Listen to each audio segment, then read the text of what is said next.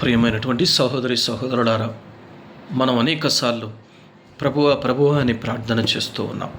ప్రభువా, నాకు అది కావాలి, నాకు ఇది కావాలి, నాకు ఆరోగ్యాన్ని ఇవ్వండి, జ్ఞానాన్ని ఇవ్వండి, ఆస్తిపాస్తులను ఇవ్వండి అని ప్రార్థన చేస్తూ ఉన్నాం. కానీ దేవుని చిత్తాన్ని ఎరిగి మనం ప్రార్థన చేస్తూ ఉన్నాము. కానీ క్రీస్తు ప్రభు ఎలా ప్రార్థన చేస్తూ ఉన్నాడు? పరలోక ప్రార్థనలు అంటూ ఉన్నాడు, తండ్రి నీ చిత్తమే నెరవేరునుగాక, నీ రాజ్యం వచ్చునుగాక అని చెప్పేసి అని అంటూ ఉన్నాడు. అంతేకాదు, గిస్తేమని తోటలో కూడా ఆయన ప్రార్థిస్తూ ఉన్నాడు, తండ్రి నీ చిత్తమైనట్లయితే ఈ పాత్రను నా నుంచి తీసివేయండి, నా చిత్తం కాదు నీ చిత్తమే నెరవేరనివ్వండి అని చెప్పేసి అంటూ ఉన్నాడు.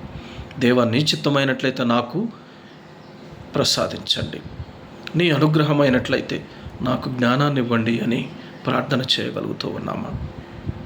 చూడండి, పునీత పౌలు గారు కూడా అంటూ ఉన్నారు, కేవలము వినుటే అని ఆత్మవంచన చేసుకోవద్దు, కానీ దేవుని వాక్యాన్ని ఆచరించండి అంటూ ఉన్నారు. దేవుని వాక్యాన్ని ఆలకించి పాటించేవాడు రాతి పునాది పైన ఇంటిని నిర్మించుకొని ఉంటాడు, జడివానడు వచ్చినా పడిపోదు అని చెప్పేసి అని అంటూ ఉన్నారు. అంతేకాదు, మరియ తల్లి పాలివ్వడం వల్ల, పెంచడం వల్ల కాదు ధన్యురాలయ్యింది, కానీ దేవుని వాక్యాన్ని ఆలకించి పాటించడం వల్లే ఆమె ధన్యురాలయ్యింది అని చెప్పేసి అంటూ ఉన్నారు. అవును ప్రియమైనటువంటి మిత్రులారా, మరి దేవుని యొక్క చిత్తానుసారం మనం జీవిస్తూ ఉన్నాము.